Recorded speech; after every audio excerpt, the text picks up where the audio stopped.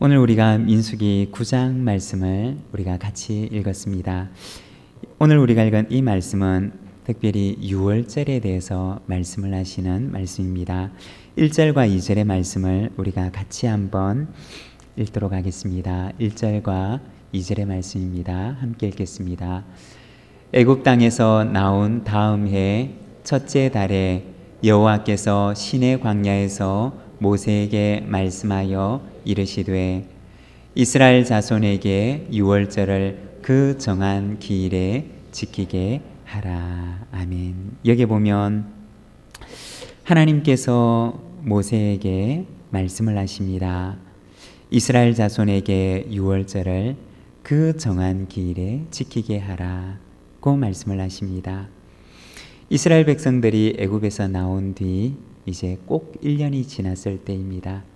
그리고 나서 새로운 해를 맞았는데 하나님께서 그들에게 말씀을 주시기를 이스라엘 자손에게 유월절을 지키게 하라고 말씀을 하십니다. 어디에서 그들에게 주셨던 말씀이냐? 오늘 우리가 읽었던 이 말씀에 보면 바로 시내 광야에서 주셨던 말씀입니다. 언제 지키라고 하셨느냐? 해마다 1월 14일이 되면 너희는 이 유월절을 지키라고 말씀을 하셨습니다. 여러분, 이 유월절은 며칠 동안 지켰을까요? 유월절과 그리고 이어지는 이 무교절은 합쳐서 총 8일 동안 지키게 되는 그러한 절기였습니다. 첫째 날에는 유월절로 지키고 그리고 이어지는 7일 동안에는 무교절로 그들이 지키도록 되어 있었습니다. 1월 14일부터 21일까지 8일 동안 계속되는 절기였던 것입니다.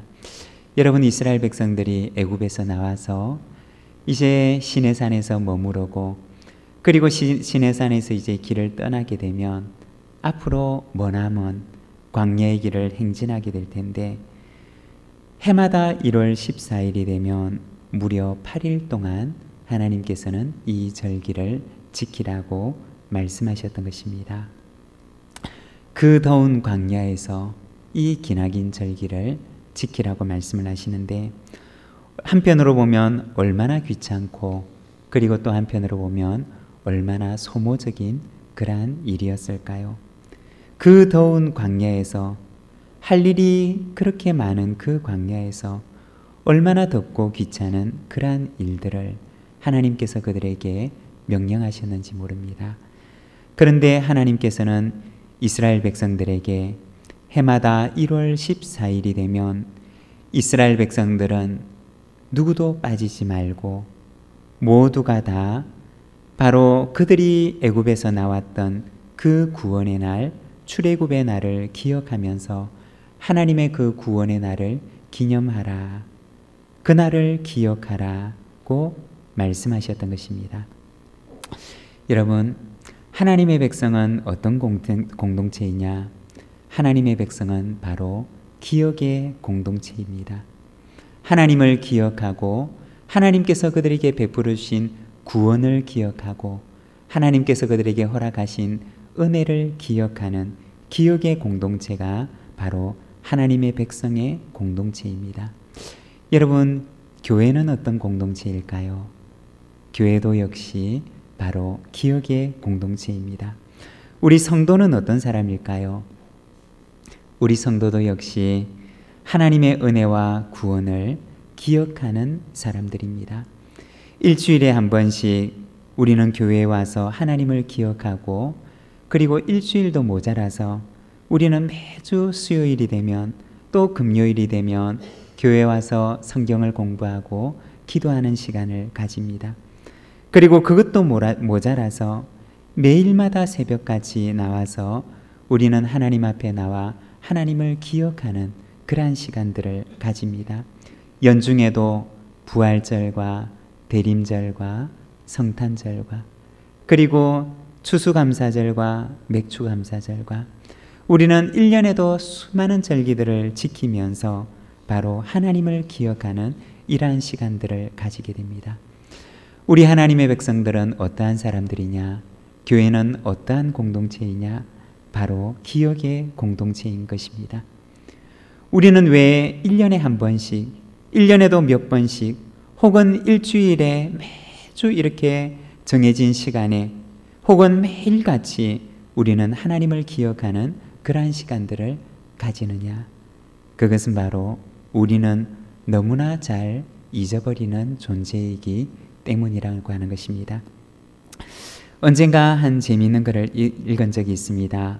어떤 초등학생의 글입니다. 어떤 초등학생이 글을 적었는데 이렇게 적었습니다. 어제 우리 할아버지께서 치매에 걸리지 않는 법이라고 하는 책을 사오셨다. 치매 예방에 좋은 책이라고 하면서 나에게 자랑을 하셨다. 그런데 오늘 또 사오셨다. 여러분, 우리는 어떤 존재입니까? 우리는 너무나 잘 잊어버리는 존재라는 것입니다.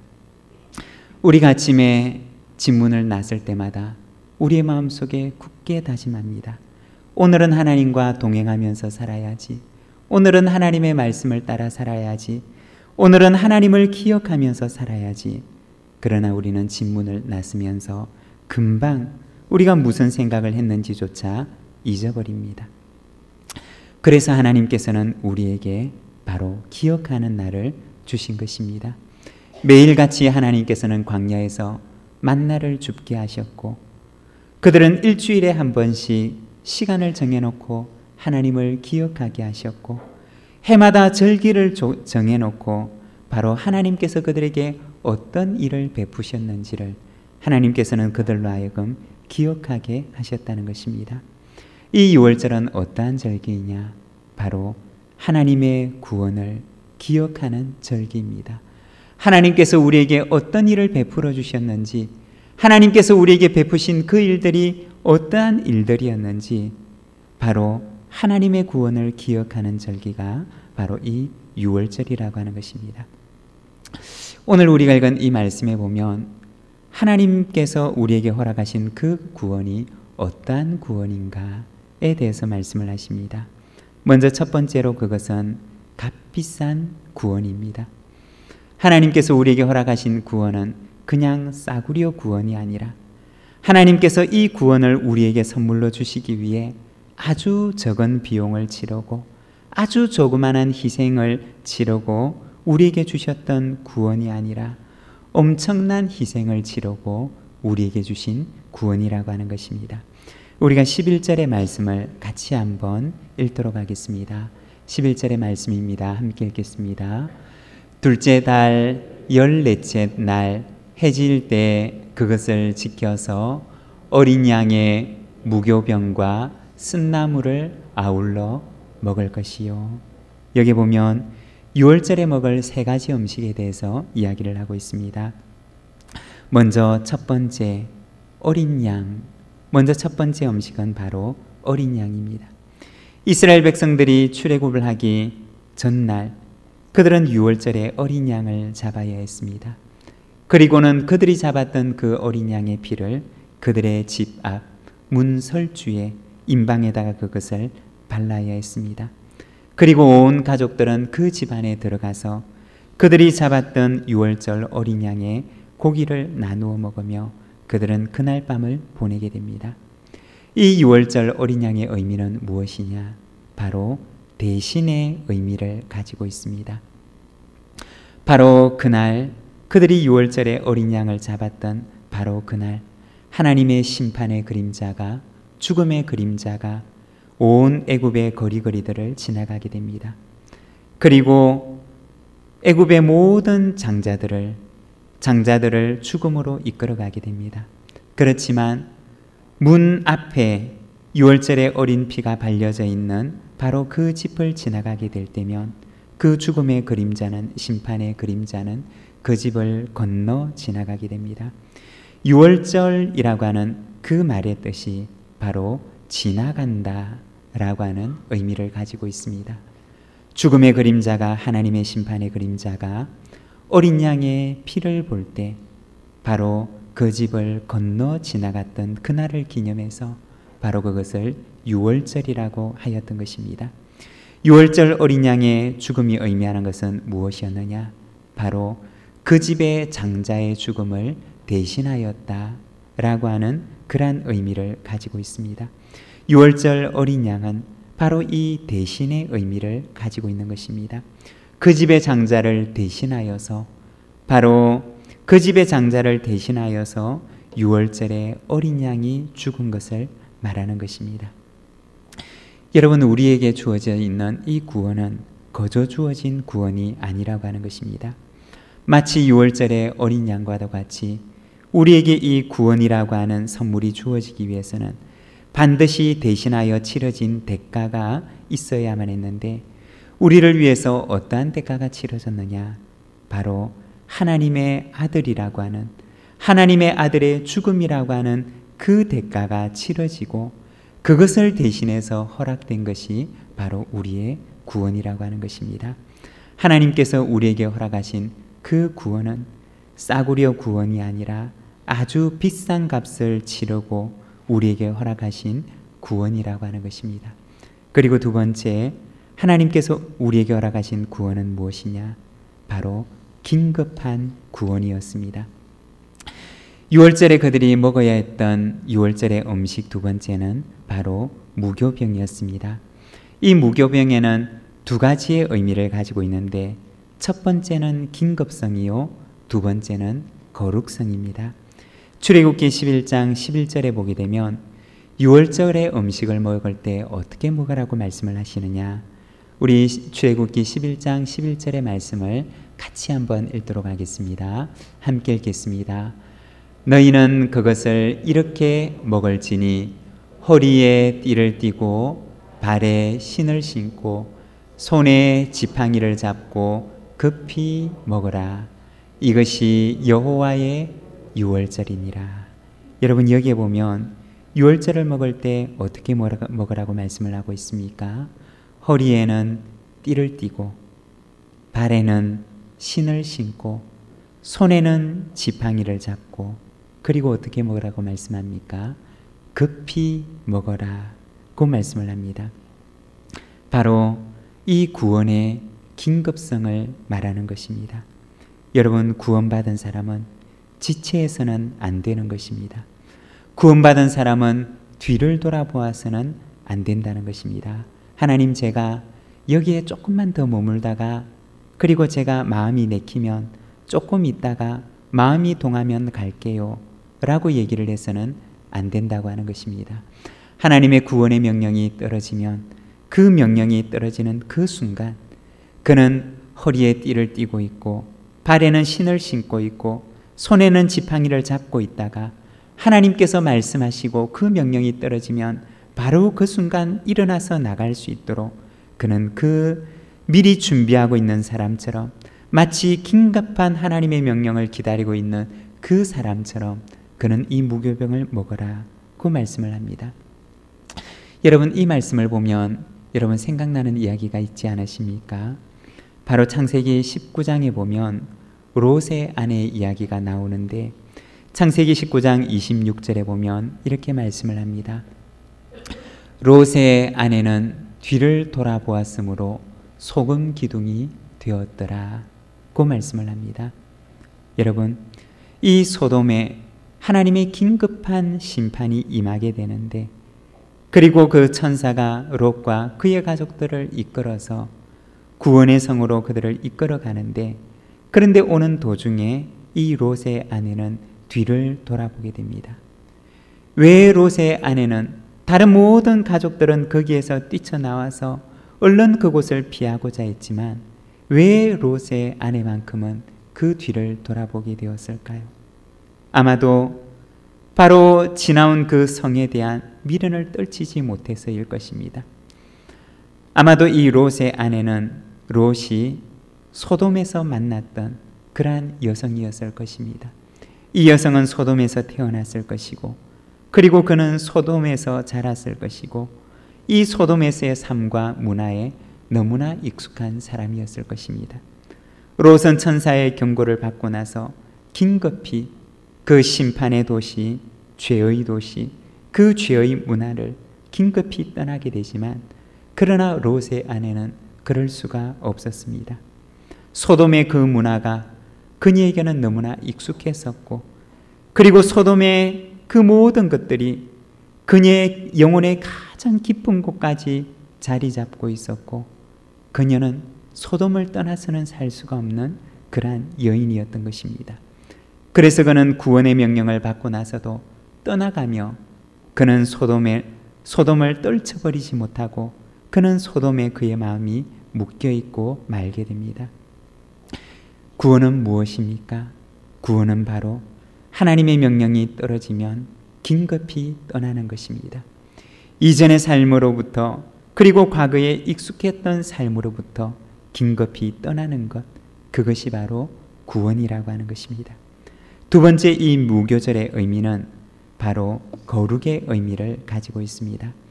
출애굽기 12장 19절의 말씀을 보게 되면 이렇게 말씀을 합니다. 이레 동안은 누룩이 너희 집에서 발견되지 아니하도록 하라고 말씀을 하십니다. 이 출애굽기 12장에 보면 바로 유월절과 무교절에 대해서 말씀을 하시는데, 무교절을 지키는 7일 동안 어떻게 해야 되느냐? 바로 그들의 집에서 누룩이 발견되지 않도록 하라고 이야기를 합니다. 신약성경 고린도전서 5장 6절에서 8절까지 말씀에서는 이렇게 말씀을 합니다. 우리 고린도전서의 말씀을 함께 읽도록 하겠습니다. 우리 같이 읽겠습니다. 너희가 자랑하는 것이 옳지 아니하도다. 적은 누룩이 온 덩어리에 퍼지는 것을 알지 못하느냐. 너희는 누룩 없는 자인데 새 덩어리가 되기 위하여 묵은 누룩을 내버리라. 우리의 유월절 양 곧 그리스도께서 희생되셨느니라. 이러므로 우리가 명절을 지키되 묵은 누룩으로도 말고 악하고 악의에 찬 누룩으로도 말고 누룩이 없이 오직 순전함과 진실함의 떡으로 하자. 여기 보면 사도 바울은 고린도 교회 성도들에게 편지하며 말합니다. 적은 누룩이 온 덩어리에 퍼지는 것을 알지 못하느냐라고 이야기를 합니다. 바로 누룩의 전염성에 대해서 이야기를 하는 것입니다. 작은 누룩이 온 덩어리에 퍼져서 온 반죽에게 영향을 미치는 것을 알지 못하느냐라고 얘기를 합니다. 바울은 이 누룩에 대해서 얘기를 하기를 누룩의 긍정적인 의미에 대해서 얘기를 하지 않습니다. 바로 누룩의 부정적인 의미에 대해서 얘기를 하는데, 여러분, 우리 교회 안에도 마리아의 헌신과 같이 거룩한 것들도 주변 사람들에게 영향을 미칠 수가 있습니다. 그렇지만 또한 마찬가지로 누룩처럼 부정적인 것도 공동체에 영향을 미칠 수가 있다고 하는 것입니다. 누룩의 역할이 무엇이냐? 누룩의 역할은 발효시키는 역할을 하는 것이고, 또 다른 말로 표현하면은 바로 부패시키는 역할을 하는 것입니다. 바울은 고린도 교회 안에 있는 성도들에게 말하기를 그들의 죄에 대해서 책망하면서 작은 누룩이 온 덩어리에 퍼지는 것을 여러분은 알지 못합니까? 라고 그렇게 이야기를 합니다. 여러분, 한 사람의 작은 죄가 온 공동체를 부패하게 하고 온 공동체를 물들일 수가 있고 온 공동체에 그것이 전염될 수가 있다고 하는 것입니다. 그리고 7절에서는 이렇게 말씀을 합니다. 우리 7절의 말씀을 함께 읽겠습니다. 새 덩어리가 되기 위하여 묵은 누룩을 내버리라. 여기 보면 새 덩어리가 되기 위해서 오랫동안 묵었던 누룩을 너는 내버리라고 말씀을 하고 있습니다. 실제로 이스라엘에 가게 되면 그들은 유월절을 준비하기 위해서, 그리고 유월절 후에 이어지는 무교절을 준비하기 위해서 그들은 한 일주일, 2주일 동안에는 온 집안을 대청소하는 시간을 가집니다. 그래서 혹시나 그 집안에 누룩이 발견되도록 하지 않기 위해서 모든 오래된 누룩들을 버리는 바로 청소의 시간들을 가지게 됩니다. 이 고린도전서의 말씀을 보면 바로 이스라엘 백성들에게 오랫동안 묵어두었던 그 누룩을 너는 내버리라고 이야기를 하고 있습니다. 오래 묵은 습관, 내 영혼을 병들게 하고 공동체를 병들게 하는 오래된 죄된 습관들이 있다면 여러분들은 그것을 바깥에 내버리십시오 라고 권면하는 것입니다. 왜냐하면 하나님의 구원의 유월절이 바로 이스라엘 백성들을 위한 성결한 무교절이 우리를 기다리고 있기 때문에 우리는 새덩이가 되어서 우리의 모든 낡은 오래된 누룩들을 내버려야 합니다 라고 이야기를 하고 있습니다. 언젠가 어떤 분의 글을 본 적이 있는데 제목은 묵은 닭과 묵은 교인입니다. 묵은 닭과 묵은 교인에는 공통점이 있다고 합니다. 첫 번째, 묵은 닭은 알을 낳지 못한다. 묵은 교인도 역시 전도하지 못한다. 두 번째, 묵은 닭은 질기다. 묵은 교인도 역시 질기다. 처음에는 작은 은혜에도 감격하고 감동하고 감사하지만 시간이 지나면서 웬만한 은혜, 웬만한 충격에는 감동도 감격도 눈물도 흘리지 않는다. 셋째, 묵은 닭은 잘 싸운다. 오래된 교인도 잘 싸운다.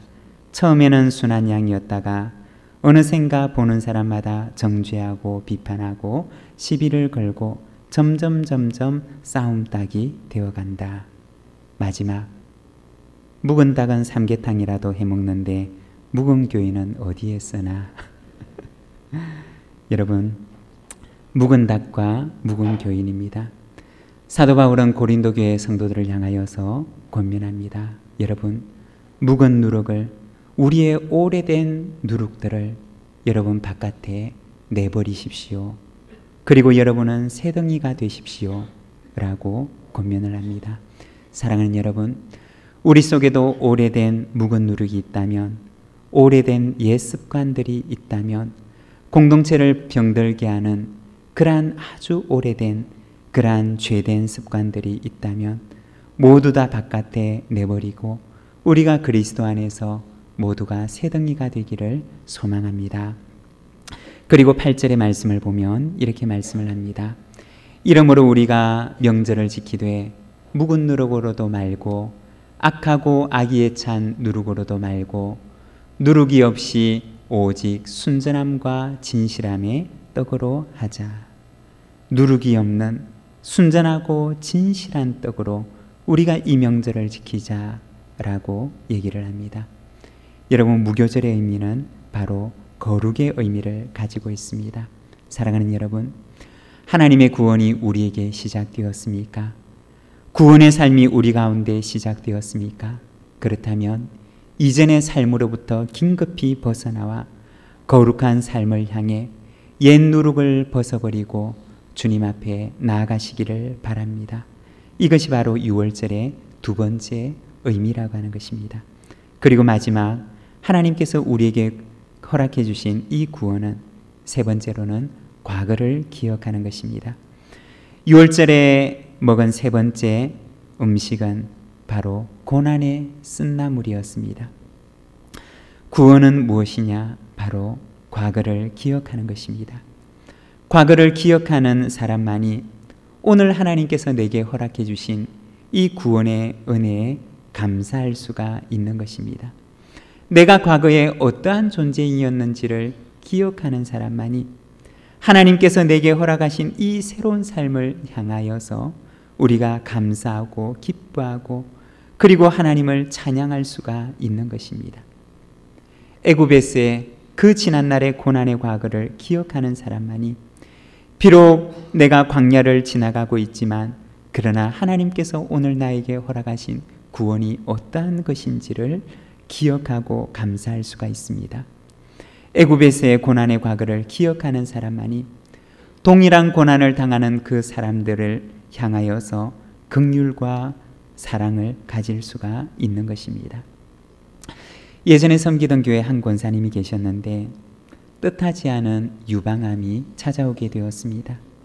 그래서 수술을 하고 머리도 짧게 깎고 그리고 항암의 과정을 거치게 되었습니다. 너무나 건강하셨던 분이었던지라 내 인생에 이런 일이 찾아오리라고는 전혀 생각하지 못했습니다. 그렇지만 그때 그 고난의 경험은 이분으로 하여금 새로운 눈을 뜨게 된 순간이었던 것입니다.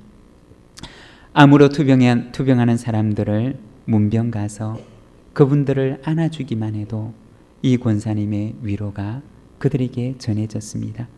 한마디 말을 건네기만 해도 투병하는 사람들에게 큰 힘과 위로가 전해졌습니다. 왜냐하면 동일한 아픔을 겪어보았기 때문이었습니다. 그렇게 해서 암이라고 하는 동일한 질병을 겪었던 분들이 함께 모여서 목장을 이루게 되었습니다. 그리고 그 목장은 매주일마다 말씀의 나눔과 함께 매주일마다 그들은 암으로 투병하는 사람들을 찾아가서 그들을 위로하고 그리고 그들을 위해서 힘을 주는 바로 그러한 일들을 감당했습니다. 구원의 6월절에 고난에 쓴 나무를 먹는다는 것은 무엇이냐? 바로 우리의 과거의 고난을 기억하는 것입니다. 우리의 과거의 고난을 기억하면서 동일한 고난 중에 있는 사람들을 찾아가서 그들과 같은 마음, 같은 사랑을 가지고 그들을 품어주는 것입니다. 사랑하는 여러분, 6월절은 어떤 절기입니까? 6월절은 하나님의 구원을 기억하는 절기입니다. 하나님의 구원이 얼마나 값비싼 구원인지를 기억하는 절기입니다. 그리고 우리를 향하여 말씀하시는 긴급하고 거룩한 삶을 향한 하나님의 초청입니다. 그리고 마지막으로는 하나님을 기억하고 그리고 하나님께 감사하며 동일한 고난을 당하는 자들을 가슴으로 품는 절기가 바로 6월절입니다. 오늘 우리의 삶 가운데도 우리에게 허락하신 하나님의 그 놀라운 구원을 기억하고 감사하는 저희들의 삶이 되기를 소망합니다.